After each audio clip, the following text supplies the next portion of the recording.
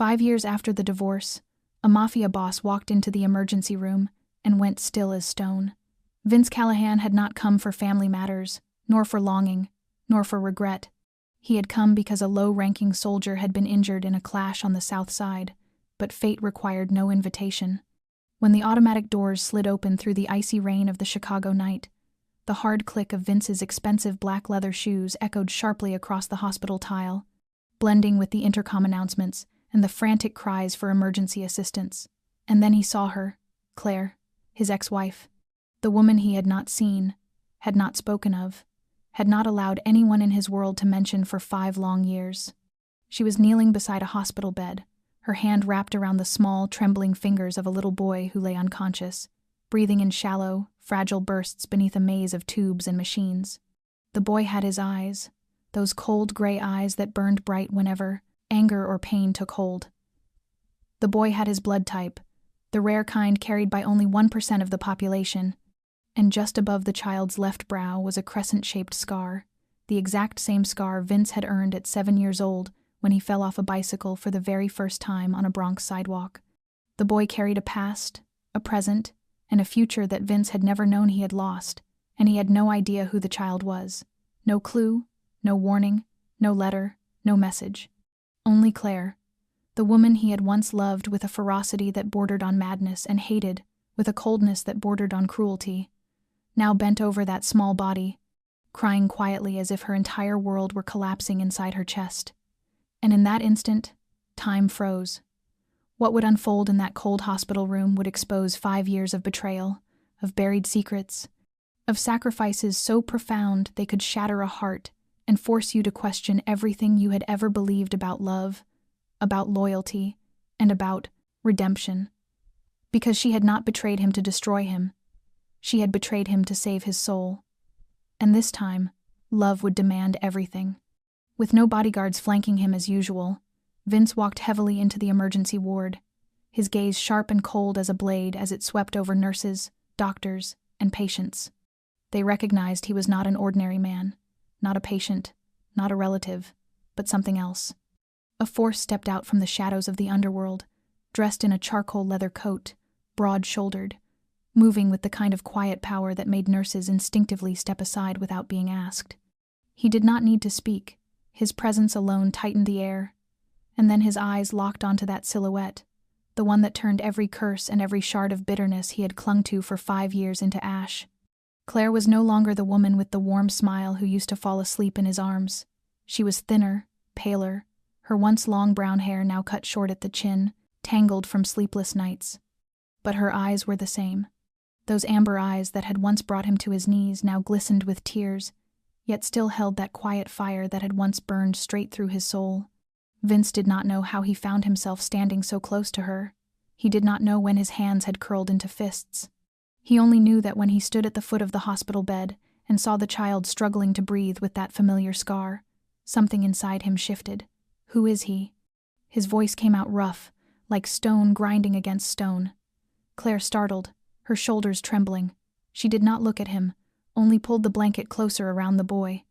"You should not be here," she whispered, her voice so soft it nearly dissolved into the faint beeps of the weakening heart monitor beside them. But Vince Callahan had never been a man who listened to anyone, especially not when his heart was screaming that something about this scene was unbearably, irrevocably wrong. That boy could not possibly not be his, not with his blood running beneath that fragile skin, not when those gray eyes mirrored the ache in his chest, not when that scar was a memory carved into his own youth. And in that moment, every ounce of power, every sin, every blood-stained corner of the empire he had built, collapsed beneath the gaze of a child who had never once called him father. If you are still following this story at this point, I believe something inside you is stirring as well. Perhaps anger, perhaps sorrow, or perhaps simply that tightness in the throat when a man realizes the child who is barely clinging to life might be his own flesh and blood, a child he never knew existed. And this is only the beginning. If this story has touched something deep within you, do not forget to subscribe to our channel so you will not miss the next chapters, where every tale is a journey filled with emotion, suspense, and humanity. Tap like if these moments held your attention. Share this video with your loved ones so they too can experience these raw emotions alongside you, and we would love to know where you are listening from. Leave a comment with your city, your state, or your country so we can see how far these stories reach across this wide world. It is one of the most beautiful ways to connect hearts that resonate with one another no matter the distance. And now, let us move on to the next part where truths are uncovered and where the most painful betrayal may prove to be an act of love in its purest form. Vince did not take his eyes off the boy.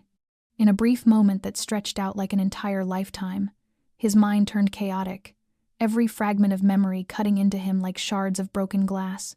The child lay there, thin and frail, skin pale, tiny fingers twitching in rhythm with the weak heartbeat displayed on the monitor.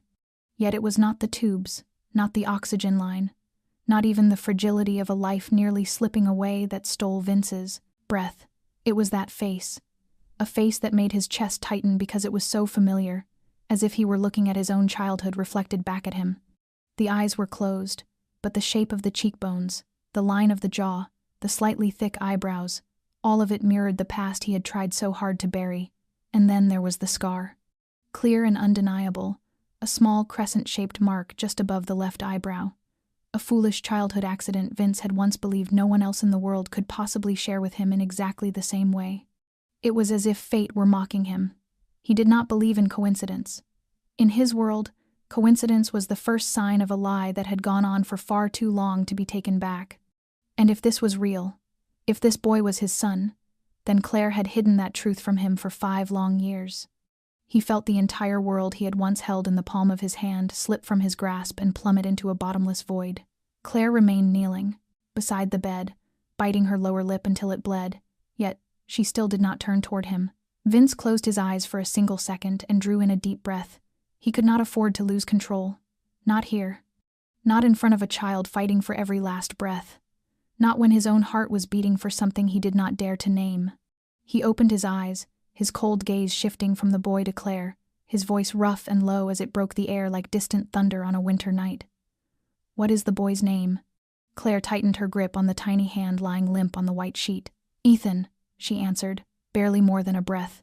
"Ethan Monroe." Vince felt something crack deep inside his chest. Claire was still using her maiden name. He could not decide whether that hurt him or brought him a strange, bitter sense of relief. Ethan. The name echoed in his head like a curse, spoken again and again.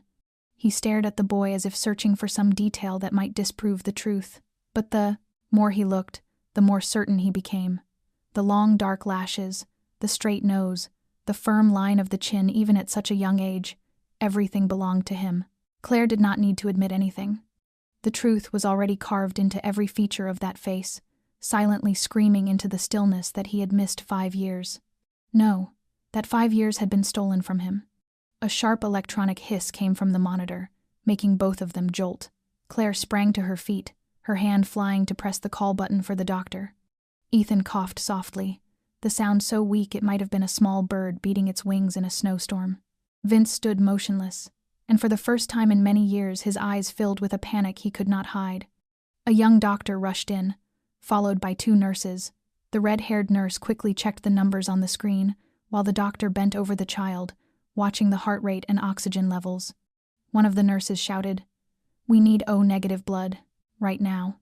Claire's face drained of color as she clutched her son's hand as though he might vanish before her eyes. Vince stood as if turned to stone. O-negative. It was his blood type. An extremely rare type carried by only 1% of the population, and the type that could be given to almost anyone. He did not need any further confirmation. The blood flowing through Ethan's veins was his own. That child was his son, the son of Vince Callahan. And at that very moment, that small life was balanced on the edge between life and death, while the only person who could save him was the man he had never had the chance to call father. There was no more time for anger or accusations. Nothing mattered now except keeping that boy alive. Vince stepped forward, his voice hard as steel, leaving no room for argument. "Take my blood." "I am O-negative." The nurses froze. Claire froze. The doctor stared at him as if receiving an order from a man far more used to giving commands than asking for help. Yet the tone carried no arrogance, no undercurrent of criminal authority. It carried fear, a raw and unfamiliar fear that had not existed in him through all the years of violence and bloodshed. The fear of losing something he had never known he possessed. For a man like Vince, that was a cruelty worse than death.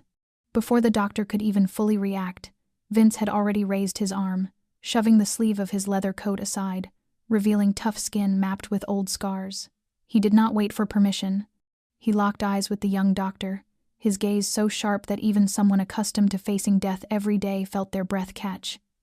"Take my blood right now." The doctor nodded quickly and signaled to the nurse. Claire stood motionless at the bedside, her face ashen as if her soul had just been knocked out of her body. Her amber eyes darted back and forth between Vince and Ethan, wild with panic, despair, and such consuming terror that it seemed she might collapse at any moment. Vince stepped a little closer, just near enough to see Ethan's face clearly under the cold fluorescent lights. The boy was breathing heavily, his small chest rising and falling in shallow waves, his lips so pale that all traces of pink had almost disappeared. A long beep from the heart monitor sounded, then broke apart into uneven pulses, plunging the emergency room into a suffocating tension. Claire began to sob, not in quiet tears but in ragged, broken cries, yet she still tried to steady her voice. "Please, Ethan, you have to hold on." A nurse set a tray of instruments beside the bed, readying the blood transfusion line. Another nurse inserted the needle into Vince's arm, and dark red blood flowed out, drop by drop, sliding through the tube and into the small, trembling body on the bed. Vince watched, his breathing growing heavier, as though with every drop of blood leaving his body, a piece of his heart that he had never known remained inside him was being drawn out. After several minutes, the doctor checked the monitor, his brows furrowing with worry. Ethan's heart rhythm was still unstable. Claire nearly collapsed at those words. She clutched the rail of the bed, shaking her head. No, please save my child." Vince turned toward her, his eyes filled with suspicion and fury, but woven through with a deep, aching hurt. "Your child." He emphasized each word, his voice low and strained. Claire's hands tightened, but she did not answer. Not because she refused, but because she knew that a single admission would be enough to bring everything crashing down. Vince stepped closer, his breath brushing against her tear-stained cheek, his voice even lower yet laced with danger. "Tell me the truth, Claire." Taylor, a female doctor standing nearby, watched the scene unfold with the sickening certainty that she was witnessing a storm about to tear the room apart. Yet Claire still shook her head, her lips trembling. "Not now, please, not now." Vince narrowed his eyes, the anger that had been building in him for years erupting, but stronger than that rage was the terror constricting his chest. The terror of losing a child his heart had recognized from the very first moment. Suddenly a long, continuous beep sounded. Ethan's small body gave a faint jerk and then went limp. Claire screamed, a raw and piercing sound that ripped through the already taut air. The doctor pushed past them, barking orders in rapid succession. "Prepare for resuscitation. We are not letting this child's heart stop. Move." Claire was forced back, her hands shaking, fingers digging into the fabric of her shirt, as if she wanted to tear her own heart from her chest. She cried like a woman who had never known how to cry before, the pain pouring out of her in a flood that could not be contained. Vince stood as if rooted to the floor, his eyes wide, his entire body trembling so slightly that even he did not realize it at first. He had watched people die hundreds of times in Entei, his life, yet never, not once, had life or death made him feel so utterly helpless. The doctor began compressions on Ethan's chest, while the breathing support machine was adjusted, its mechanical sounds crashing into everyone's ears like a suspended sentence hanging over their heads. Time became endless. 1, 2, 3, and then the heartbeat returned, faint but present. Claire collapsed onto a nearby chair, burying her face in her hands. Vince turned away, inhaling sharply, his hand trembling. He was not familiar with trembling. He was Vince Callahan, a man who could make the entire city of Chicago tread carefully with a single look. But now that power was meaningless. He turned back to Claire, and for the first time in his life, his words carried no authority, no threat, no accusation, only a question strangled by pain. "Why did you not tell me?" Claire looked up at him, her eyes swollen and red, her voice broken and uneven. "Because if you had known, you would never have allowed our child to live." Vince clenched his fist, not out of anger at her, but because it felt as if the ground beneath him were splitting open. And in the middle of that chaos, Ethan's breathing once again grew more labored, his small body seeming to sink deeper into the bed, and everyone in the room understood that he was still standing on the narrow border between life and death, and the time left to them was running out. The dark red blood continued to flow from Vince's arm into the collection bag, then from the bag through a thin tube that led straight into Ethan's fragile body, and the cold emergency room felt as if it were being strangled by the sound of machines, by labored breathing, and by Claire's muffled sobs that were pressed down so hard they seemed to tear her throat raw. Each time Ethan's heartbeat stuttered, she clasped her hands together tighter, as if she were trying to hold on to her child's soul before death could claim it. Vince kept his gaze glued to that small face, his heart squeezed with every beat as if a fist were closing around it. He saw in the boy a reflection of his own younger self, from the long lashes to the shape of the nose, from the scar to that particular pale skin. He already knew the truth, but what he needed now was not more proof. It was words, spoken aloud by the woman who had vanished from his life like a ghost for 5 long years. When Ethan stabilized for the moment, the doctor told the nurse to slow the blood transfusion from Vince's arm and quickly checked the child's condition. Claire stepped back, as if a gust of wind had pushed her. She looked at Vince with eyes full of tears, a look that held both fear and pain. Vince turned his steel-cold gaze on her, but when he spoke, his voice was low and thick. "Are you going to tell me now, Claire? Who is the boy?" Claire clutched the edge of her coat, her chest rising and falling as if every breath was fraying her nerves to the breaking point. "Not now," she said, her voice shaking so much it seemed to dissolve into the air. We have to wait until Ethan is more stable." Vince pushed himself up from the chair, leaving the needle still in his arm, blood still sliding down the clear tube. He walked straight toward Claire and did not stop until their faces were only inches apart. His voice dropped to a near whisper, but it was honed to a razor edge. "You kept this from me for 5 years. You are not keeping it for another 5 seconds." Claire tried to step back, but the wall behind her left her nowhere to go. She opened her mouth, yet the words were trapped in her throat. The doctor continued working by Ethan's bedside, the monitor beeping in a weak but steady rhythm. Claire looked at her son, her reddened eyes holding an ocean of grief.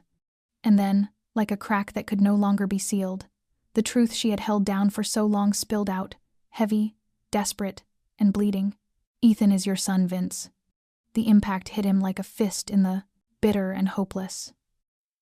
"Vince, you protect what you love with violence, with guns, with war. You protect by turning everything around you into a battlefield. I could not let Ethan grow up in a place like that. I have seen how you take revenge, how you destroy your enemies. If they knew I was carrying your child, they would have killed us before you could act." Vince felt his chest tighten. He had never imagined that Claire saw him this way, had never imagined that their love carried a fear so great it forced her to run. She wiped the tears from her cheeks, but fresh ones slid down. "I did not leave you because I hated you, Vince. I left because if I stayed, our child would never have a chance at a real life. What do you think would have happened when all 3 of us were being hunted, when we had to look over our shoulders every single day, when any one of your enemies could come for us and use our child as a hostage?" Vince clenched his hands so hard his nails dug into his skin. He could not deny it. He could not, and he did not dare, because he knew she was right, and that truth hurt more than her confession. He looked at Ethan and once again saw a child with his face, living in a world where he did not exist, and then his voice, for the first time in many years, broke into a question that sounded frighteningly weak. "Claire, why did you not give me a chance to be a father?" Claire's voice caught, her eyes drowned in sorrow. "Because that chance might have killed him." Ethan's heartbeat slowed again, and the sound of the monitor pulled them back into the present. As everyone in the room spun between emotion and panic, only one truth remained clear. Vince Callahan had just found the son he had never known he had lost, but at the same time, he understood that the battle to keep that child alive was only beginning. Claire stood by the bedroom window, her hand resting lightly on her stomach, which was still so small then that almost no one could have noticed. Snow fell softly outside, quietly covering the balcony of the penthouse she and Vince had once called home. Chicago at night was bitterly cold, but not as cold as the feeling seeping into her heart. The room was so quiet she could hear her own heartbeat, each slow, conflicted thud resonating through her. In the living room, Vince was on the phone, his voice low and firm, just as it always was when he issued orders. "He touched my shipment, and you know exactly how I will deal with that." Claire closed her eyes. She did not need to see him to picture his gaze. Cold, sharp, and merciless. She had once fallen in love with that gaze, but that same gaze had been killing her peace of mind a little more each day. She turned to look at the traces of the life they had built together. The wedding photo on the table beside the bed, Vince's dress shirt thrown carelessly over a chair, the faint smell of smoke still clinging to the sheets. Everything was familiar, the home they had once shared, but now, it felt like nothing more than a shell covering things she could no longer bear. Claire knew Vince loved her. She had never doubted that. But his love carried fire and darkness, and around him were men ready to die for him, and hundreds more ready to kill anyone connected to him. And she was no longer only a wife. She was a mother. The child in her womb was a piece of Vince's flesh and blood, a thin shaft of light in the blood-stained world he moved through. And Claire knew that if she did not leave, sooner or later that child would pay the price for bearing the name Callahan. That night, she left no note, not a line, not a farewell. She simply disappeared. She chose a moment when Vince was in a meeting with his men, called a taxi to the back of the building, and left with a single small suitcase that held a few changes of clothes, forged papers, and the cash she had quietly saved over 6 months. As the car pulled away from the city center, Claire did not look back. Not because she did not want to, but because she knew that if she allowed herself a single backward glance, she would never have the strength to keep going. She had no idea where she would end up, only that the farther she was from Vince, the more likely it was that this child would survive.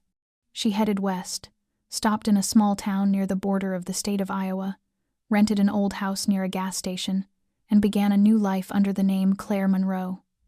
No one knew who she was. No one asked why a pregnant woman lived alone, worked as a waitress in a town diner, and avoided any conversation that strayed into personal territory. Each night she lay on the hard bed in the cramped rented room, her hand resting over her stomach as she whispered to the baby, "I am sorry. I know your father will be angry. But if you stayed there, you might never have been born." She missed Vince. She missed him with a depth she had never felt for anyone. She missed the way he placed his hand on her back as they slept, the way he held her hand in a crowd as if daring the world to touch her. But love alone could not save this child from what Vince represented. Claire knew that, because a few days before she left, she had found a black and white photograph slipped under the door. In the picture, she was standing in front of a pharmacy, one hand resting on her abdomen. At the bottom of the photograph, written in jagged red ink, were 3 words. "We know already." Claire never told Vince about that photograph, because if he knew, someone would die, and the blood would stain not only his hands, it would stain the hands of the child who had not yet been born. So she left. Not because she hated him, but because she loved him enough not to turn him into the monster she knew he would become if he lost her and lost their child. In the final moment as she left Chicago behind, when the car crossed the great bridge leading out of the city, she looked into the rearview mirror where the city lights blurred into a misty glow. A last whisper echoed in her mind like the fading voice of another life. "Forgive me, Vince. And if the day comes when you find us, I only hope that it is a day when you have learned how to love without needing to fight." Claire had never imagined there would come a day when she would have to step back into Vince's world, even if only through a single phone call. But when she realized she could no longer protect the child on her own, when photographs began appearing silently in her mailbox, and when the silhouettes of strange men started standing across the street every night, Claire knew she no longer had a choice. She did not dare call Vince. If he heard her voice, he would find her, and if he found her, he would never let her go again. This time he would lock her inside, keep her caged in that world of blood, loving her in the only way he knew, by making everything around her flinch in fear. She could not allow Ethan to grow up as a true Callahan, surrounded by shadows that carried guns and by a silence thick with menace. So she called Mark Rourke. When she had lived with Vince, Mark had been the one man in his crew she trusted. He was the only one who had ever treated her with basic decency, the one who bowed his head politely whenever he came to the house, the one who asked if she needed anything before they left for their bloody jobs. Claire was not sure whether Mark would stand on her side, but in her desperation she hoped there was still some fragment of humanity left in him. She found his number on an old phone, saved under a false name. When she heard his voice on the other end of the line, Claire stayed silent for a long time. "Mark, it is me, Claire," she said, her voice rough as gravel. The line went dead quiet for a few seconds. "Claire, you are alive. Where are you?" Claire did not answer that question. "I need help. You are the only one I can trust. I do not need money. I do not need Vince. I only need my child to be safe." Mark stayed, silent for a long time, then sighed. "You know no one can hide from Vince. He will find you, if he knows." Claire tightened her grip on the phone, her voice dropping to a whisper. "He will not know. Not if he does not hear it from me. Mark, please. I am close to giving birth. Someone is watching me. I do not know who they are, but they know I am carrying his child. I do not want my baby growing up on the edge of life and death. I cannot let that happen. I tried to live quietly, but I cannot. I need somewhere to hide, just for a few years. Somewhere Vince cannot find me. A new identity, a new name. I will never appear in front of him again. Please, help me." Mark let out a slow breath. "You have no idea what you are asking. If Vince finds out I am involved in this, I am dead too," Claire almost whispered. "Then pretend you are saving a child." "Not me." After 2 days of silence, Mark appeared in a black pickup truck parked at the edge of the small town where Claire was living. He handed her a new set of documents, a forged identification card with the name Claire Monroe, a fake health insurance card, a new address in the outskirts of Des Moines, a small apartment with 3 months of rent paid in advance, and a handwritten notebook filled with tightly written instructions on what to do if she was being followed. There were no words deep enough to describe her gratitude, but Claire only nodded, one arm wrapped around her rounded belly, and asked, "Why are you helping me?" Mark gave a thin smile. "Maybe I still believe in something, like humanity." But in Mark's eyes, Claire did not see humanity. She saw something else, something nameless that sent a chill down her spine. Many years later, Claire would understand that help always came with a price. Mark was not a savior. He was a witness, the one man who knew the greatest secret of her life, and also the only person who held the single weakness of Vince Callahan in his hands. When she signed the hospital forms for the first time as Claire Monroe, she knew she was not only changing her name, she was selling her freedom to a man who stood squarely between loyalty and betrayal. But then, all she knew how to do was bow her head and whisper to the child inside her, "I will do anything to keep you safe, even if the cost is my entire life." The steady beeping of Ethan's heart monitor seemed to be the only sound keeping Vince anchored, while the storm inside his chest threatened to tear him apart. He stood motionless beside the hospital bed, his gaze never leaving the boy's pale face, as each drop of blood from his own body flowed through the tube, pulse by pulse, like a wordless blood pact. Claire sat slumped in a chair, exhausted, her fingers clasped so tightly together they had gone white, while the doctor and nurses adjusted the machines and watched Ethan's vital signs with relentless focus. None of them knew that this brittle quiet was only the prelude to a storm. It began with a small, sharp explosion somewhere in the eastern corridor. It was not powerful enough to shake the walls, but it was enough to make everyone in the room flinch. A nurse ran toward the door to see what was happening, and a scream echoed from the far end of the hall. Claire sprang to her feet, her heart dropping into an abyss. Vince instantly moved in front of her and Ethan, his hand flying to his waistband out of instinct that had been trained into him his entire life. No gun. He had brought no weapon because he had thought he was only coming to a hospital, a deadly mistake. The main doors of the emergency unit burst open. 2 men in black clothing, caps pulled low and gloved hands gripping pistols fitted with silencers, charged in. A single shot cracked the air, the bullet burying itself in the wall behind Vince, sending a nurse screaming to the floor. Claire dropped to her knees beside the bed, wrapping her arms around Ethan's head and shoulders, crying out in panic, "No, please do not. There is a child. Here." Vince did not back away. He stepped into the center of the room and spread his arms, placing himself between the gunmen and Claire and Ethan. His voice dropped, cold as tempered steel. "What do you want?" The man on the left, taller with cold gray eyes, gave a mocking smile. "We came to take back what does not belong to you." Vince narrowed his eyes. That voice was not unfamiliar, that cadence, that tone of command.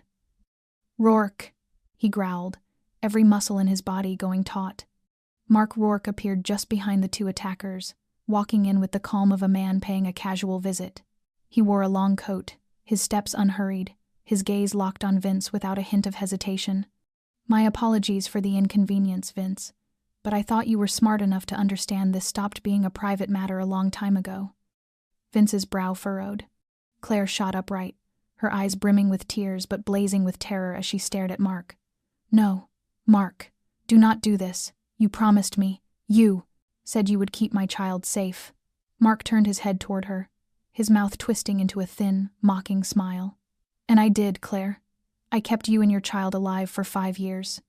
But every deal has an expiration date, and Vince, you know that better than anyone." Vince's voice was a low snarl. "You used her to get to my weakness. You went this far, Mark." Mark laughed quietly.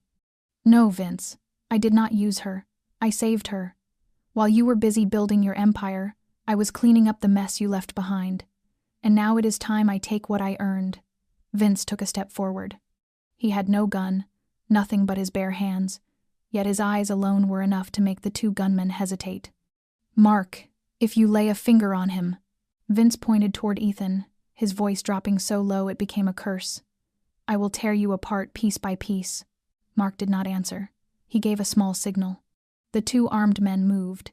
Vince leaped forward, driving his fist into one man's jaw and sending him crashing to the floor. The other raised his gun, but Vince swung an IV pole, smashing it into the man's arm and knocking the weapon from his grasp.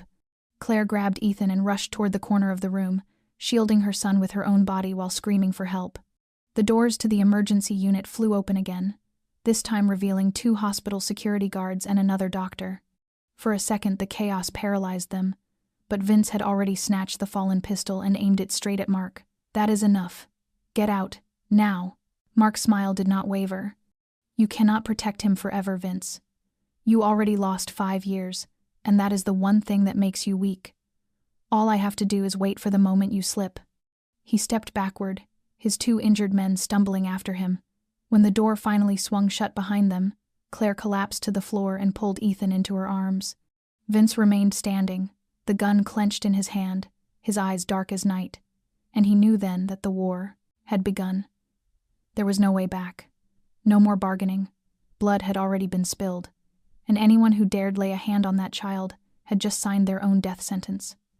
Vince did not wait another second. The moment the emergency ward door closed behind Mark Rourke and his 2 men, he spun around, his gaze flicking over Ethan, who was drifting into an exhausted sleep on the bed with a face drained of color, and Claire, who was trembling as she held their child in her arms. The hospital was no longer a safe place, and he knew that once Mark had revealed himself, there would be no next time that ended this cleanly. He would come back, and the next time there would be no warning. Vince strode quickly toward Claire, yanked the curtain around the bed to block the view, then motioned for her to stand up. "We have to leave. Right now." Claire stared at him in confusion and fear.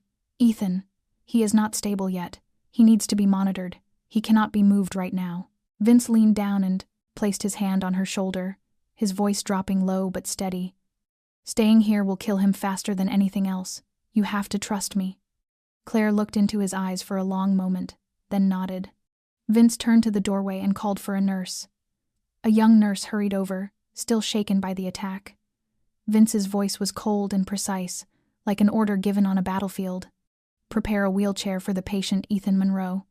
I will sign the discharge papers. I take full responsibility." The nurse started to protest, but one look at Vince's eyes made her swallow the words. Within minutes, Ethan had been settled on his side in the wheelchair, his small body wrapped tightly in blankets, the IV line connected to a portable bag that Claire held close against her. The 3 of them slipped out of the emergency ward through a side door. Vince chose the staff corridor, cutting through the service hallway and down to the basement level. No one spoke. There was only the rattle of the resh, wheelchair wheels on the tile floor, Claire's strained breathing, and the suffocating tension wrapping around them like a poisonous fog. When they reached the parking garage, Vince stopped Claire and pointed to a black SUV parked against the wall. "My car. Get in." Claire lifted Ethan onto the back seat, laying him down as gently as she could, while Vince moved to the driver's side. The engine roared to life, and the vehicle rolled out of the hospital in silence. Only when they had left the city center, crossing the wide bridge that led toward the outskirts, did Vince speak. "You kept this from me. For 5 years. To protect him from me." Claire turned her face toward the window. The passing streetlights washed across her features in slow intervals, revealing the faint lines carved by sleepless nights and the weariness etched there by fear. "I did not hide him from you. I hid him from your world." Vince's grip tightened on the steering wheel. "My world. The world that gave you everything, Claire. Have you forgotten? The house you lived in, the life you had. You had everything." Claire snapped her head around, her eyes red, but no longer filled only with fear. "Everything, Vince. I had everything except freedom, except safety, except the peace of lying down to sleep without wondering if the morning would begin with gunfire. You call that everything?" Vince fell silent, his jaw tightening. He had always believed he was the shield, the one standing between Claire and the outside world, but now he realized that perhaps he was the storm she had been forced to flee. Claire looked at him, her voice softening but losing none of its sharp edge. "When I found out I was pregnant, I imagined telling you. I was going to tell you. But then, the first photograph arrived. Then the second. Someone was watching me. They knew, and I knew that if I told you, you would react the way you always do. Hunt them, kill them, and take revenge. Blood would be spilled again. And this time, it might be our child's blood." Vince did not answer right away. The SUV rolled silently through the dark streets, then turned down a narrow road that led to an abandoned warehouse district near the southern docks, a place he knew would be safe for at least this one night. He pulled the car to a stop, turned off the engine, then looked at Claire. "So you trusted Mark more than you trusted me. You let him help you vanish. You let him keep this secret for 5 years." Claire lowered her head. "Not because I trusted him, because at that moment, he was the only choice who did not have a gun in his hand." Vince leaned back and let out a long breath, as if emptying himself of both rage and disappointment. They sat still for a while, the only sound the wind cutting through the stacks of old shipping containers in the distance. Then he turned to look at Ethan, who was sleeping, one small hand curled loosely around the edge of the blanket. His voice grew hoarse. "You are right. I do not know how to love without hurting, but this time, I will learn. I have to." Claire studied him for a long moment, then turned back to her son, gently brushing Ethan's hair from his forehead. "And what about us, Vince? Can you still love a woman you spent 5 years believing had betrayed you?" Vince did not answer, because that question was the one thing he himself did not dare face. Inside the dust-covered SUV, the air felt heavy with a silence so thick it seemed almost solid. The weak glow of a distant street lamp slipped through the windows and painted shifting bands of light and shadow across Vince's face, mirroring the turmoil inside him. Claire sat in the passenger seat, her fingers twisting in the fabric of her shirt, her eyes fixed on Ethan sleeping deeply in the back. The boy's breathing had evened out, his body still frail but his heart rate finally stable, and that was the only thing keeping her from collapsing completely under the storm that had just ripped through their lives. Vince did not look at her, but his silence was the very thing making it hard for her to breathe. Not shouting, not rage, but distance. A distance carved not by the space between two seats, but by trust that had been shattered. Claire knew the time had come to tell him everything. There was nothing left to hide. She drew a slow breath, and her voice rose into the darkness, gentle but cutting through the quiet like a blade. "I had a deal with Mark." Vince still did not look at her, but his shoulders grew tenser. Claire went on, her tone steady and unhurried, as if each word had to pass through a wound. "When I left, I had no idea where to begin. I had a little money, a few forged documents, but no one to trust. I tried to disappear, to stay far from Chicago, far from the past, but then, the photographs started appearing. Someone knew I was alive. They knew I was carrying your child. I panicked. I thought they would find me. And when I could not keep running anymore, I called Mark." Vince turned his head, his gaze sharp as a blade. "Why Mark?" Claire met his eyes without flinching. "Because he used to treat me with respect. Out of all the men around you, Mark was the only one who looked at me like a person, not a possession with the name Vince Callahan attached. I believed that at least some part of him still remembered what it meant to be human." Vince gave a short, humorless laugh that sounded like a dry branch snapping. And he helped you hide my son for 5 years. That is humanity. Claire shook her head slightly. No. That was the price. I did not see it until it was too late. Mark got me new papers, an apartment in Des Moines, cash and fake health insurance. He said it was because he thought I did not deserve to die. But then the demands began. She swallowed hard, her voice growing weary. Every month, I had to send reports, Ethan's health, photographs, what I was teaching him. I was not allowed to move without Mark's permission. I was not allowed to see anyone beyond the circle he approved. He watched every step I took. And if you refused, Vince asked, his eyes locked on her. Claire let out a bitter breath. He said he would send another photograph, one that would land in your hands. And when that happened, no one could save me from you. Vince's grip on the steering wheel grew so tight his knuckles went white. Silence stretched out between them for several more seconds before Claire spoke again. 1 year ago, Mark started to change. He was no longer just controlling. He began to threaten. He said Ethan was the son of a boss, that the boy should have grown up with power in his hands, that I had robbed him of that. I knew he was preparing something, but I had no way to warn you. I could not call. I could not write. All I could do was wait, for everything to fall apart. Vince sat very still, the sea wind slipping through a crack in the window and stinging his skin, though he barely noticed. He only looked at Claire for a long time, then turned his head to Ethan. The boy still slept, his small hand clutching the blanket, as if that thin piece of fabric were the last barrier between him and the ruthless world beyond. You can blame me, Claire, he said quietly. You can hate me. You can leave me. You can disappear. But the fact that you let Mark control my son, every breath, every night's sleep, that is something I do not know if I can forgive. Claire bit her lip, tears spilling over, but no sobs escaping. I did not want this. I never wanted to hurt you. Vince closed his eyes. And you did it by trying to protect me from myself. Claire turned toward him, her voice trembling. Now you know everything. So what are you going to do? Vince opened his eyes, and his gaze was as hard as forged steel. I am going to end this. Not just for you, for Ethan. No one, not even Mark, gets to claim my son. That I will end with my own hands. Claire said nothing more, her heavy breathing blending with the distant sound of waves against the shore. In that moment, she understood that Vince was no longer exactly the man she had once left behind. He was still a Callahan, but this time he was not fighting to protect an empire. He was fighting to protect the one thing he had never dared dream he could have, a family. Vince stood alone at the edge of the pier, the sea wind striking his face like cold, unrelenting slaps in the middle of the night. Claire and Ethan were asleep in the car, the boy's small body curled under a thin blanket, his face strangely peaceful. Claire had slumped against the window, her tangled hair falling over her shoulders, eyes closed as if she had fought the whole world and finally surrendered for a few brief hours. But Vince could not sleep.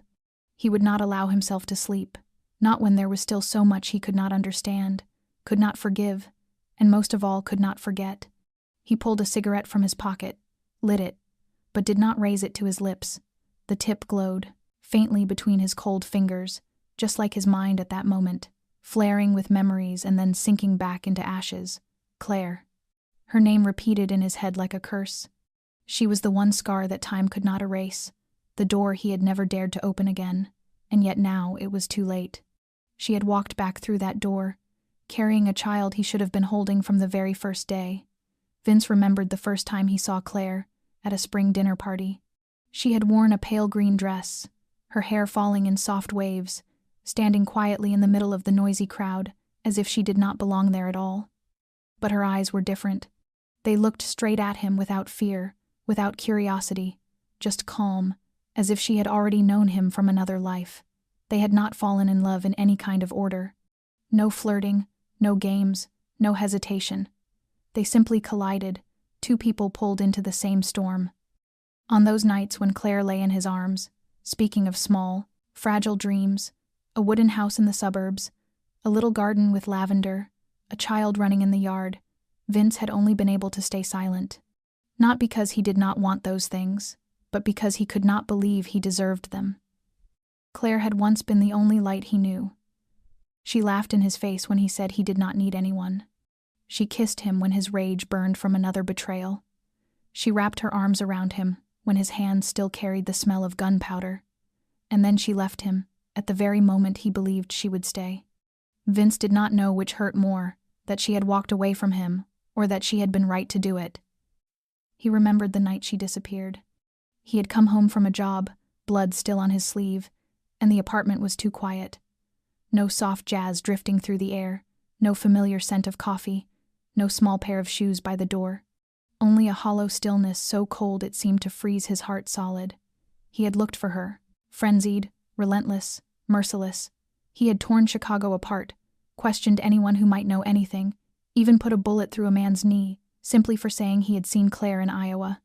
Not once, in all that fury, had he asked himself why she had needed to run so far. Now he knew. Claire had not been running from him. She had been running from the man he had become. A Vince Callahan who was willing to kill in order to keep what he loved. But love was not possession.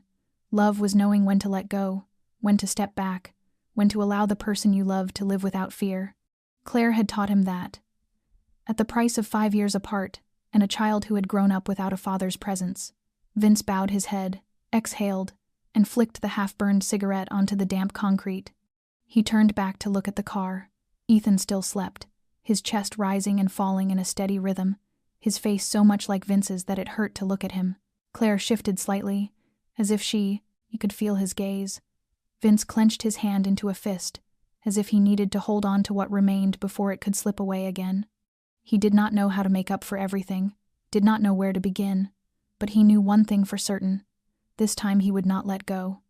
Not for revenge, not for pride, but because for the first time in his life he understood that love meant sacrifice. And if he had to risk his life to protect that love, he would not hesitate, whether it was against Mark or any other force waiting out there in the shadows for him to make a single mistake. Because now Vince Callahan was no longer just a boss. He was Ethan's father and the only man who still loved Claire after everything. The morning light streamed through the stained glass windows of St. Gabriel Church, spilling shimmering bands of color onto the marble floor like the quiet breath of God. The great wooden doors creaked softly as Vince pushed them open, the sound echoing up into the high-vaulted ceiling until the entire space seemed to pause. He carried Ethan asleep in his arms, and Claire walked close behind him, dark circles under her eyes from too many sleepless nights. There was no one else inside. The long oak pews lined up in straight rows toward the altar, where a silver crucifix hung silently, witness to countless unspoken sins.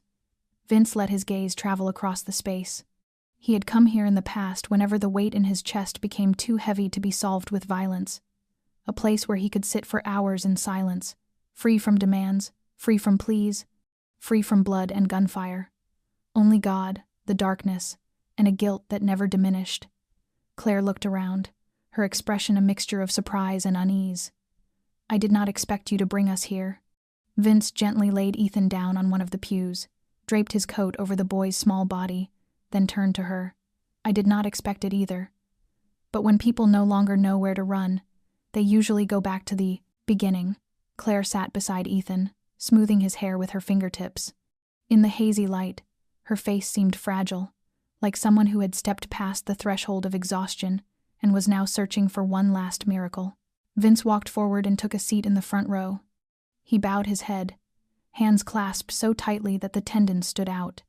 He did not pray, because he knew he was not the kind of man who deserved forgiveness, but he still came, a habit from childhood when his mother had brought him here every Sunday morning and told him that God always listened, even when we did not deserve to hear anything in return. Claire watched him from behind, her gaze softening. "How long has it been since you remembered this place?"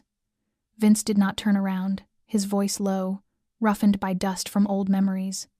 "The last time I came here was after you left.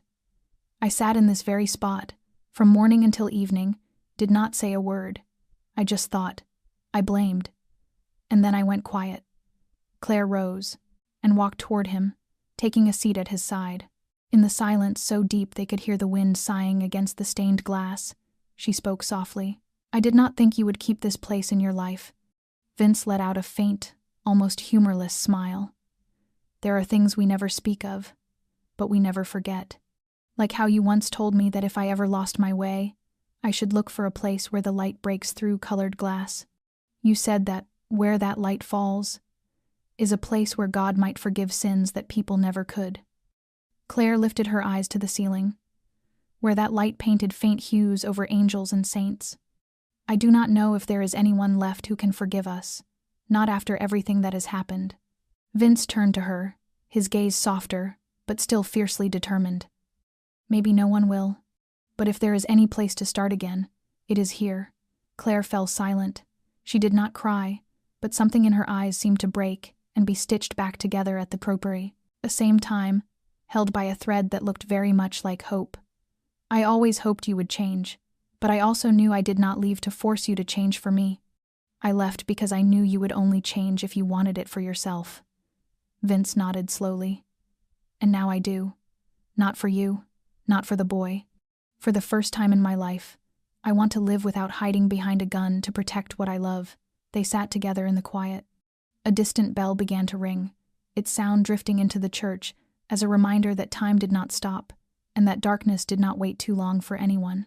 Vince stood and looked back toward Claire and Ethan. We have only a few hours before Mark moves again. He knows we are running, and he will not let this go. Claire tightened her hold on their child, then met Vince's eyes. Then let us use this place as the starting point. No more running, no more fear. If this is a place where light can reach lost souls, then maybe it is also bright enough to show us the way out of the last piece of darkness. Vince nodded, his gaze lifting to the silver crucifix where the colored light gathered and shimmered like a promise he did not know how to name. But he knew that from this moment on, he was no longer alone. And in the quiet sanctity of St. Gabriel Church, something that felt very much like faith began to glow faintly between people who had believed they had lost both God and themselves. The echo of the last bell had barely faded when a soft creak sounded from the rear door of the church. Vince turned his head, his gaze sharp as a blade, and the moment it caught the figure stepping through the threshold, every muscle in his body went taut. Claire shot to her feet, instinctively pulling Ethan into her arms, that old buried terror flaring back to life in her eyes. Mark Rourke walked in with the calm stride of a man arriving late to a quiet service, not a predator crossing into enemy ground. Light from the back door fell across his face, the same familiar smile, the same seemingly harmless eyes that for years had convinced Claire he was a safe place to rest her trust when every other door had slammed shut. Vince stepped forward, placing himself between Mark and Claire, his voice dropping low and dangerous, like ice about to crack beneath a heavy weight. "Why are you here?" Mark shrugged, his gaze wandering over the cracks in the stone floor, the stained glass windows, as if he were admiring a work of art rather than walking into a confrontation that could end in blood. "Because I once thought this was the one place you would never return to. I was wrong." He looked at Vince and smiled. "You really have changed." Vince did not move. Claire held Ethan tighter, her heart pounding as Mark drew closer, each quiet footstep carrying a threat she knew too well. She whispered, her voice trembling, "Mark, do not, please do not do this." "You promised." Mark stopped, studied her for a long moment, then shook his head, the smile fading from his lips. "I never promised anything that did not benefit me, Claire. You were just not clever enough to see it." Vince narrowed his eyes. "You have been playing me. All this time." Mark took another step, his shadow stretching across the church floor, spilling over the stone angel bowing before the silver cross. "I served you for almost 10 years, Vince. I killed for you, buried bodies for you, cleaned up the wreckage you left behind, and you never once saw me as your heir, never gave me a place big enough to step out of your shadow." Vince's voice came out as a low snarl. "Because you never had the spine to carry it. You are not me, Mark. You only know how to lurk behind a man and bite when his back is turned." Mark's laugh was cold. "And now I am going to bite exactly where it hurts you most. I have your son in my hands, Vince. I know every beat of his heart, every cough, every hour he spends at school, every time he calls his mother. I watched that boy grow in a way you never did. I have more claim on him than you do." Claire sprang to her feet, her voice breaking. "You have no claim at all. You are a leech. You threatened me. You made me live like a ghost for 5 long years. You can fool me, you can use me against Vince, but Ethan is not a piece in your game. He is my son, and you will not touch him again." Mark turned toward her, and for the first time a flicker of anger crossed his eyes. "I gave you a chance to survive, Claire. Do not turn it into your death sentence." Slowly, Vince drew his gun from inside his coat. His voice, like steel, scraped against stone. "One more step and I will make sure you do not have enough breath left to say another word." Mark stepped back, a thin smile returning to his face. Still the same old Vince, always thinking a gun can solve everything. But this time I did not come alone. It was at that moment that the main doors behind them burst open. 3 figures in black rushed in, pistols drawn, their movements sharp and swift as lightning. "Claire!" screamed, clutching Ethan tighter, as Vince pivoted on instinct, placing himself fully between them and the gunman, his weapon aimed at the nearest threat. Mark raised a hand. "No shooting. Not yet." Vince kept his gun trained directly on Mark's head. "If you think you are walking out of here in one piece, you have misjudged me." Mark met his gaze, his eyes flat and still. "I do not have to walk out. I only have to make sure you understand that from this moment on you control nothing. Not Claire, not the boy, not even your own life. All that loyalty you thought you owned was nothing more than a mask I wore until the day came to take back what should have been mine all along." He signaled to his men to fall back, then turned away, leaving a final sentence hanging in the cold air. "See you soon, Vince. Somewhere no god will be able to save you." And in the hiss of the wind sliding along the ancient stone walls, Vince understood that the game had changed. This was no longer a fight between 2 men.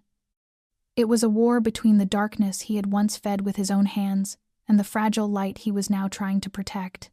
The heavy church doors had barely closed behind Mark when the fragile illusion of quiet shattered with the harsh clang of metal striking marble. One of the 3 men who had started to leave suddenly spun around, raised his gun, and fired at Vince.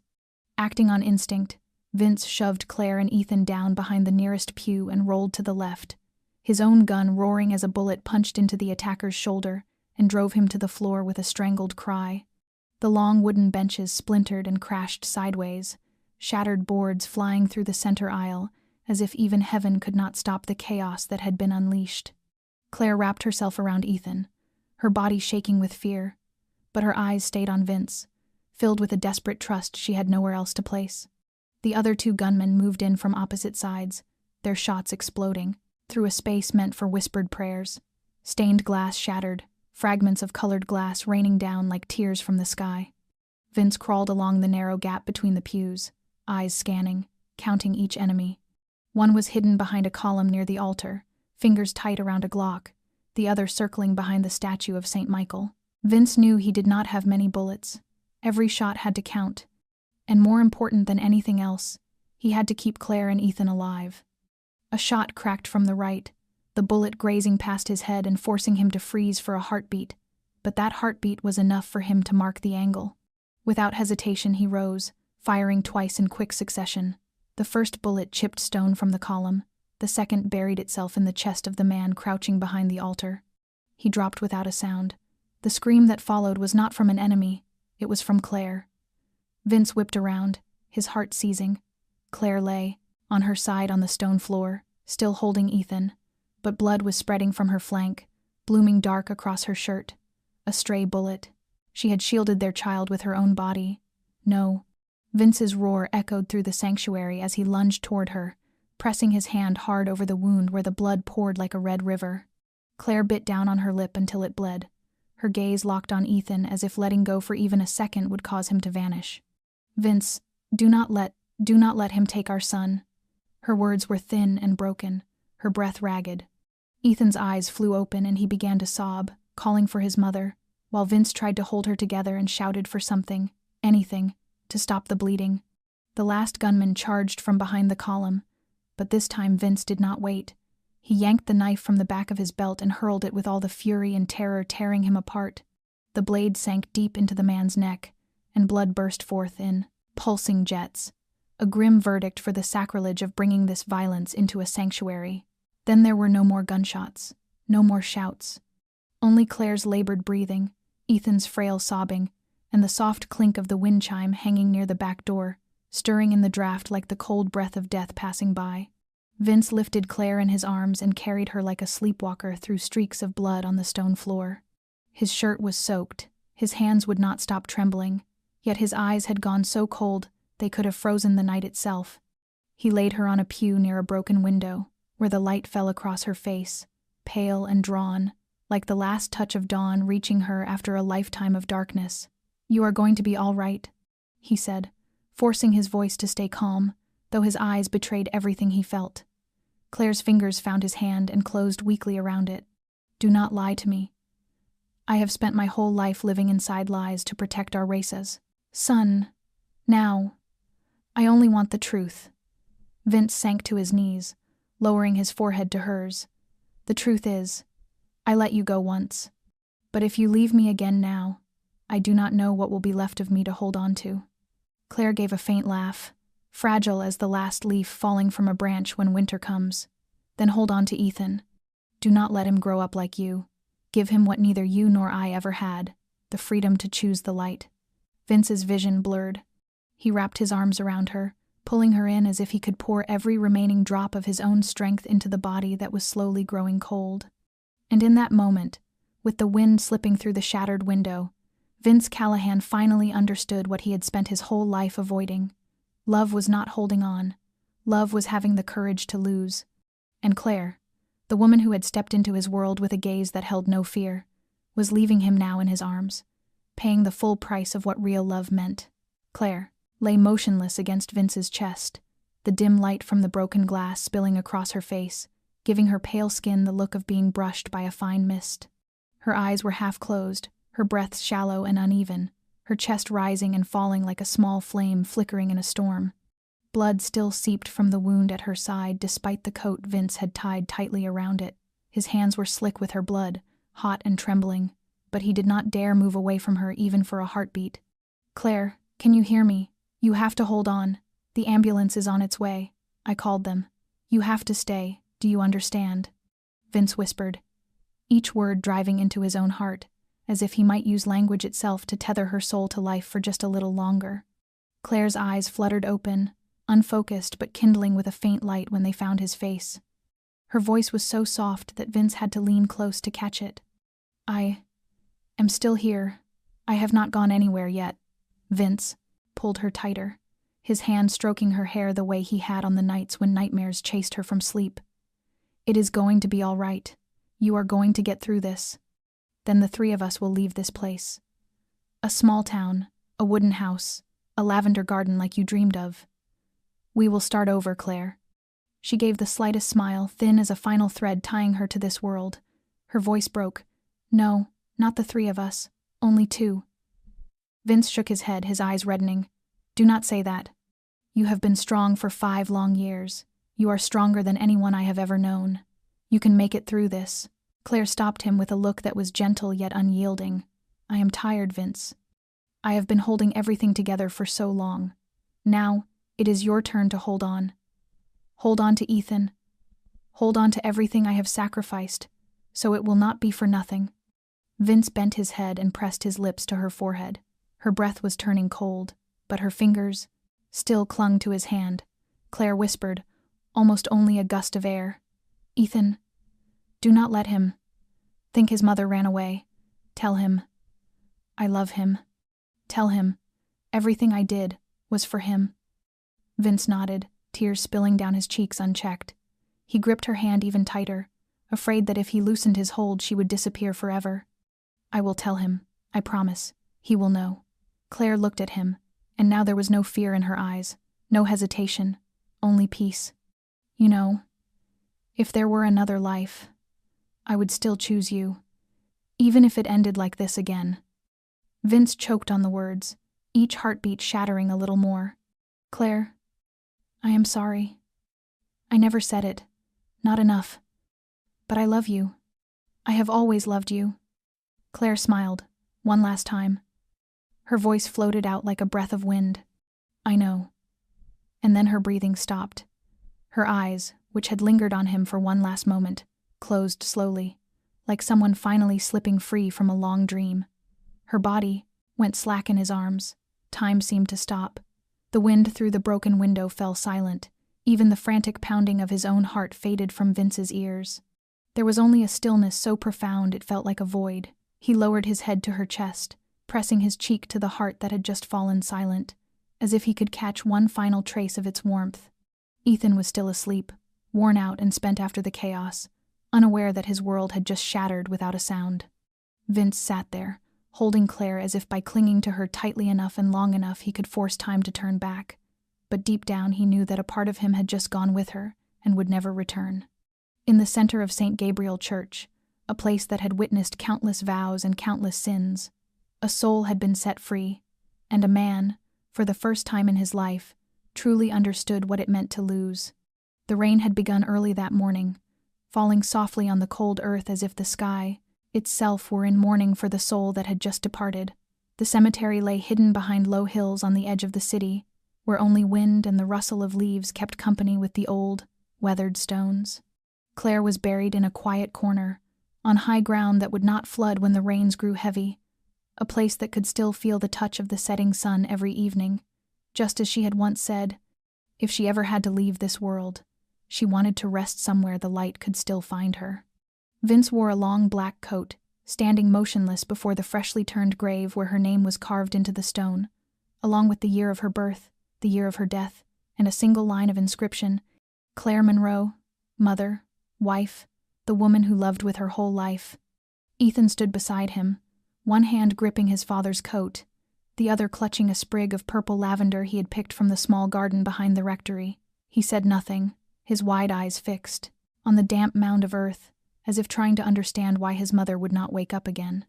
Vince leaned down, placed the flower Ethan had given him at the base of the stone, then straightened and drew in a long breath to steady his voice.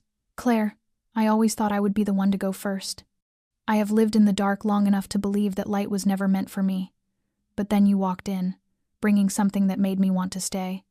I did not say that when I still had the chance, and that will be the thing I regret for the rest of my life. Ethan looked up at his father, his brown eyes, so much like Vince's, shining through the light rain. Dad, is Mom cold? Vince bent down, resting a hand on his son's shoulder. No. She is somewhere warmer than anywhere we have ever known. There are no guns there, no pain, only peace. Ethan nodded slowly, then whispered, Dad, are you sad? Vince hesitated, then nodded. Yes, very sad. But I do not think your mother would want us to cry, forever. She would want us to live, and live well, so she can rest in peace.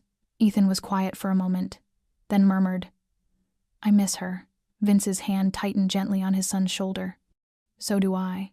They stood there in the rain without an umbrella, without hurrying to leave, as if their presence alone was the last farewell Claire deserved. A few parishioners slipped quietly away, leaving father and son alone at the graveside. A gust of wind scattered a handful of deep red leaves across the wet earth. Vince bowed his head and closed his eyes. In his mind he saw Claire's soft smile as she held a morning cup of coffee, sunlight filtering through the curtains and setting her hair aglow with a tender sheen. That was the Claire he would carry with him, not the woman lying beneath the ground, but the one who had taught him how to love, how to let go, and how to forgive. Ethan tugged on his sleeve, his voice as small as the breeze. Dad, are we going to be all right? Vince looked at his son, and saw in that child not only Claire's reflection, but the one thing that remained of the love he had once lost. He nodded. Yes, son, we are going to be all right. But maybe, not today. Then together they turned and walked away from the graveyard, saying nothing more, bound by the quiet companionship of the living who carry the dead inside their hearts. The rain kept falling softly, like a shawl from the sky wrapping itself around wounds that had not yet healed. Yet beneath the ache, something had been planted, hope, in the small, fragile shape of a child, and in the silent promise of a father that no matter how long the darkness lasted, he would find a way to lead his son into the light, because that was the only way Claire could ever truly rest. That evening, after the funeral, the drizzle had not stopped. Vince sat alone in the small living room of the temporary house he had rented on the edge of the city, the warm yellow light from the lamp, too gentle and too weak to push back the emptiness that filled the space. The walls were quiet, the air still carrying the sharp scent of antiseptic, and Claire's coat still hung where she had left it, as if she had only stepped outside for a moment and might walk back in at any time. Ethan slipped quietly into the room, clutching an old, worn teddy bear that Claire had sewn for him years before. He stopped in front of Vince, silent for a few seconds as if gathering all his courage. Dad, was Mom ever afraid? Vince looked up, surprised. Why are you asking that? Ethan sat down beside him, resting his head lightly against his father's arm. When Mom was hurt, was she scared? Did she know she was going to go? Vince said nothing at first, his heart tightening. He squeezed his son's small shoulder, his other hand smoothing the boy's hair the way Claire used to do. Your mother was not afraid, Ethan. She was the bravest person I have ever known. She lived her whole life to protect you, even when it meant sacrificing everything. She knew she would not be able to stay, but what gave her peace was knowing you would live, and that you would be safe. The boy lifted his eyes to his father, dark and wet but serious. Then, was Mom sad, because she could not stay with me? Vince swallowed hard and nodded slowly. Yes. She was very sad, but she wanted you to grow up in the light, to choose your own path without the shadows of our past covering you. She kept that hope inside her for all those years, and in her last moments, she was still only thinking of you. Ethan hugged the teddy bear tighter, his lips pressed together. Then, did Mom ever cry? Vince turned to look at his son, his own eyes blurring. Yes, she cried many times, but she did not cry because she was afraid. She cried because she loved, because she missed, because her heart hurt when she had to be away from the people she cared about. And maybe she cried for me too. Ethan rubbed his eyes. I wish I could remember more about Mom. I remember the smell of her hair and her singing when I went to sleep. I do not remember her face when she smiled. Vince pulled him into a tight embrace, his heart aching as if it might split apart. You do not have to remember everything. I will tell you. I will tell you about how she stood in the kitchen singing off-key because she never remembered the lyrics to any song, about how she wore slippers that were one size too big just because they were soft and did not scratch the wooden floor, about how she made chicken soup that tasted terrible but I still ate every drop because I could not bear to hurt her feelings, and about the way she looked at you, as if you were the most precious thing in the world. Ethan gave a small smile, a blend of innocence and a sorrow he did not know how to name. I want to hear all of it. Vince nodded and kissed the top of his son's head. Every night before you sleep, I will tell you something about your mother. One memory, one story, one little, to habit. Until you are old enough to understand that your mother's love never disappeared. It only turned into something invisible, wrapping around you every time the wind moves past the window. Ethan closed his eyes, resting his head against his father's shoulder, his voice drifting into the sound of rain on the eaves. Dad, what did Mom say about me when I was little? Vince stared into the distance for a moment, then answered softly. She said, you were the reason she never gave up. The one thing that made her believe this world still had room for goodness. And if the day ever came when she was gone, you would be the one to carry that goodness forward. Ethan hugged the teddy bear to his chest. I will try, I promise. Vince wrapped his arms around his son, letting that small warmth seep into a heart still bleeding. He knew Claire was listening. And he knew that as long as Ethan remembered his mother with that gentleness, she had not truly gone.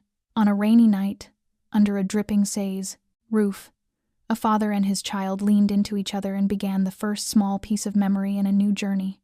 The journey of those who remain, learning how to love inside the empty spaces that love leaves behind. The next morning, when the first light slipped through the gap in the curtains and fell across the cold wooden floor, Vince quietly folded Ethan's blanket. The boy was still deep in sleep, one arm wrapped around the old teddy bear, the other hand resting on his father's shirt as if he were afraid Vince might disappear if he let go. As Vince carefully slipped off his son's outer jacket to wash it, a small folded piece of paper dropped to the floor. It was a note, folded in quarters, crumpled with age yet still intact. Vince bent to pick it up. The familiar slant of the handwriting made his heart clench. It was Claire's hand. His fingers trembled as he unfolded it, each line speaking directly to him, through ink that had blurred in places with time and perhaps with tears. Dear Ethan, if you are reading this letter, it means I could not keep walking beside you and your father. I am sorry I had to leave this way, and that I left such a large empty space in your heart. But there are things I had to do, not because I wanted to, but because I believed you deserved to live a life without gunfire and shadows. My son, as you grow up, you may hear many stories about me, about your father, about the years of upheaval we endured in silence. But I want you to know this before you hear any of that. You are the most wonderful thing I ever had. Not everyone born into our world gets to choose what is good, but you are different. You are the choice I fought to keep, the light I refused to let go out no matter how dark the night became around me. I once dreamed of a simple life, where morning meant the smell of warm coffee, afternoon meant the sound of children laughing, and night meant your father's arms holding both of us close. For a while I believed I could have that forever. But reality did not follow the dream. I had to leave. I had to hide you. I had to do things that still hurt when I think about them. I made a deal with Mark because I was afraid that without it, you would not live long enough to grow up. I do not regret choosing to protect you, but I grieve. I grieve the years when I was not there, when you had a fever, when you fell, when you learned to speak, when you took your first steps. I also grieve that I could not tell your father that in every single moment I never stopped loving him. Vince, if you are reading this, I hope you can forgive me. I did not have enough courage to believe we could face everything together. I let fear take over where love should have stayed, but I believe that if anyone can raise Ethan into a good man, it is you. Teach him how to be strong, and also how to be gentle.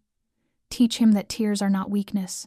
Teach him never to use his fists to hold on to something that does not belong to him. And, most of all, teach him how to love with a heart that is not burdened with hate, to love with trust even when that trust leaves him vulnerable. Ethan, I hope you will live a life that is deep and full, but also peaceful. Do not let the old darkness from your father or me strip away your belief in what is good. If one day you look up at the sky and see a single star flare in the night, know that it is me, still watching you, still believing in you, and still loving you just as I did the first time I held you in my arms. With all my love, Mom. Vince let the paper slip from his fingers, the letter settling softly in his lap like Claire's last breath lingering in the room. He cradled it, folding it back up slowly, then reached out to smooth Ethan's hair as he slept.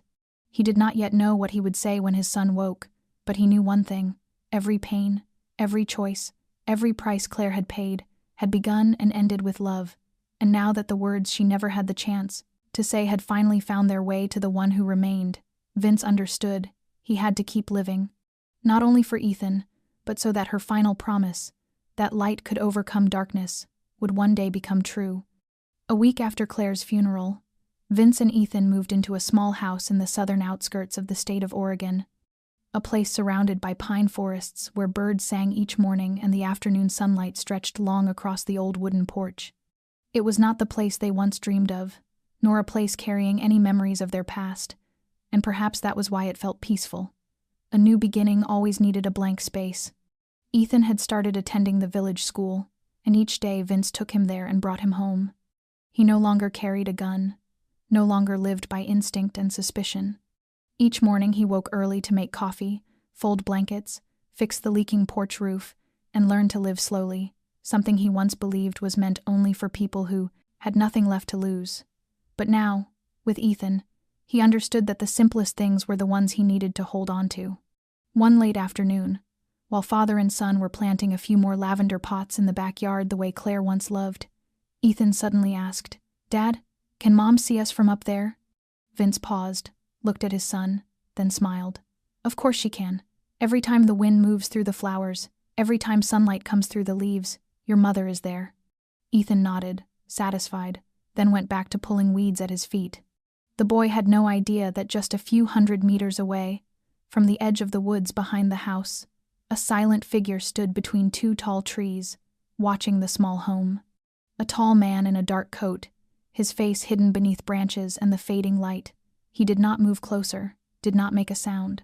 He only stood there, like a reminder that the past, even when buried, could still return at any moment. A gust of wind swept by, carrying a few lavender petals onto the stone steps, and then everything settled again. Vince lifted his head, sensing something shift in the air. His eyes scanned across the trees, but all he saw were birds crossing the sky and the usual rustling of leaves. No sign of anyone watching. He turned back to his work with his son, but beneath his calm exterior, an old instinct stirred awake. He was no longer a man living in the shadows, but he had not forgotten how to walk out of them if he needed to. Life, after all, was a chain of choices. Claire had chosen to love, to forgive, to sacrifice her own life for the sake of their child.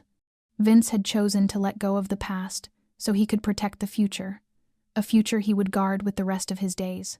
And Ethan, That little boy did not need to know who his father once was, what he had done, or how many scars he carried. What mattered was that he was growing up in love, in freedom, and in the light. This story was not only about loss or revenge, but about redemption, about the value of love, and the strength of forgiveness. Because sometimes people do not save each other through perfection, but through flawed choices made for the sake of someone they love.